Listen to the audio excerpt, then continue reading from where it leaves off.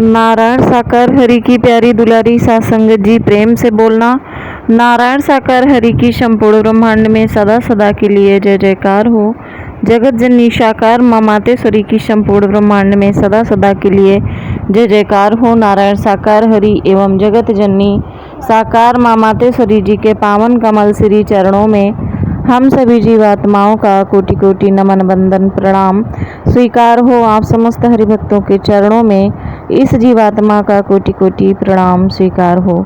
नारायण साकार हरि जी की प्यारी दुलारी सत्संगत जी, काफ़ी दिनों पहले यानी कि एक हफ्ता लगभग होने को है, दो प्रश्न आए थे।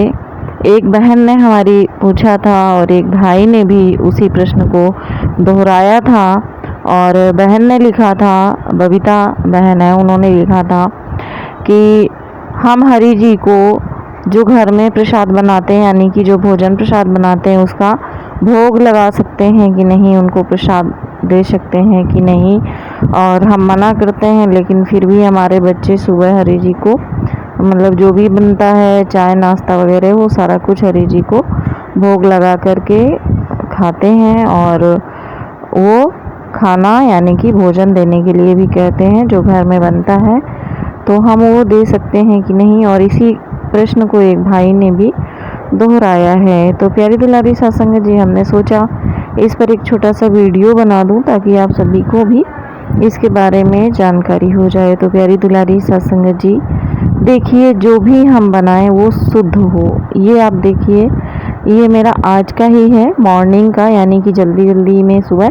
हालांकि उस समय मैंने नहा धो लिया था और डेली मैं अमृत प्रसाद बनाती हूँ हरि जी का, तो वो सारी पूजा मेरी हो चुकी थी। उसके बाद में फिर मैंने घर में नाश्ते के लिए आलू के पराठे और टमाटर की चटनी बनाई थी। तो फिर वो दो दो मैंने रख के थाली में प्लेट में। अब मंदिर इतना बड़ा नहीं है जहाँ हरि जी का स्थान है घर में, तो इतना बड़ा नहीं है कि मैं वहाँ पे उस तरीके से रख पाती। कोई वैसी चीज़ होती है खीर वगैरह कटोरी तो मैं रख देती हूँ वहाँ पे।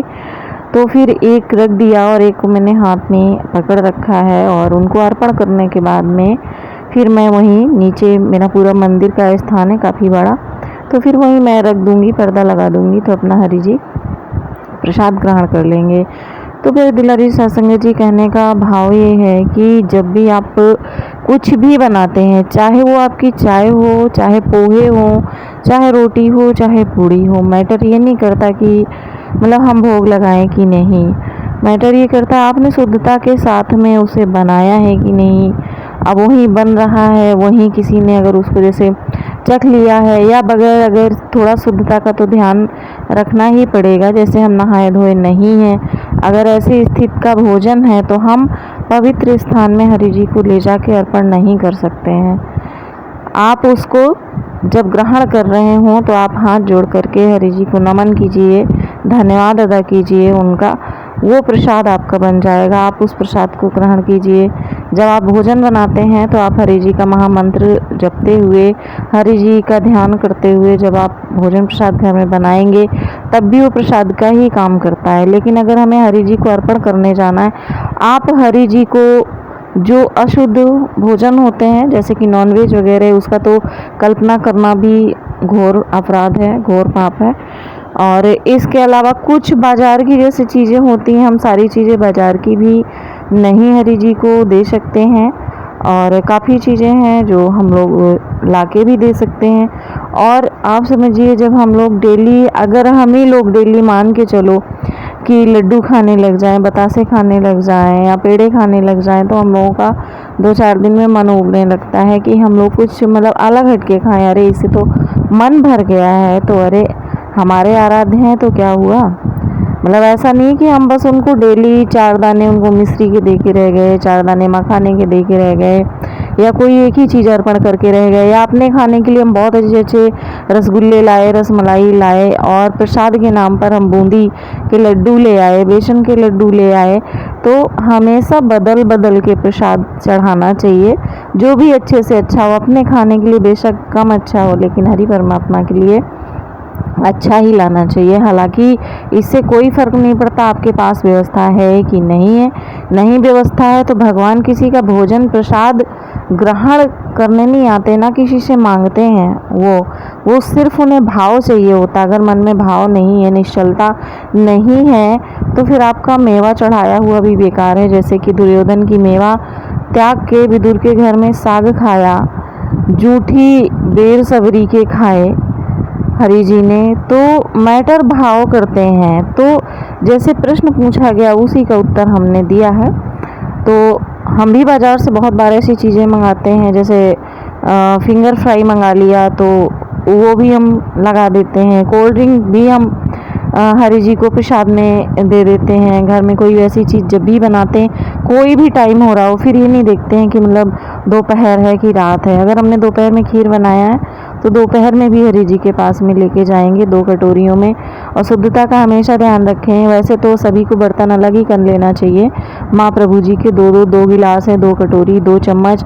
और ऐसा बहुत ध्यान रखना चाहिए कि अगर हमने खीर दी है तो हमें साथ में चम्मच रखने का भी ध्यान रखना चाहिए। हमने खिचड़ी अगर दी है तो भी हमें चम्मच वगैरह का ध्यान रखना चाहिए।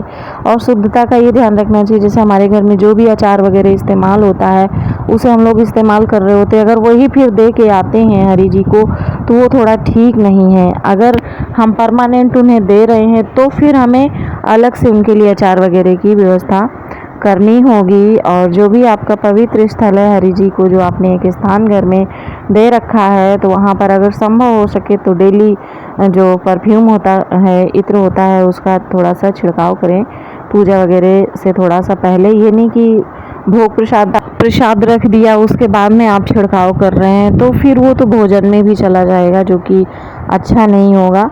हमें अपने से पहले हरि जी को देखना होता है। प्यारी दुलारी साध संगत जी, तो कहने का मतलब है, भाव है कि अगर शुद्ध है तो आप उन्हें कढ़ी चावल रोटी जो भी आपके घर में बना है, खीर पूड़ी सब्जी, आप सभी चीज़ का हरि जी को माँ जी को प्रसाद लगा सकते हैं। और हमेशा ध्यान रखें 2 थालियों में 2 बर्तनों में ही प्रसाद देना चाहिए वहाँ पर।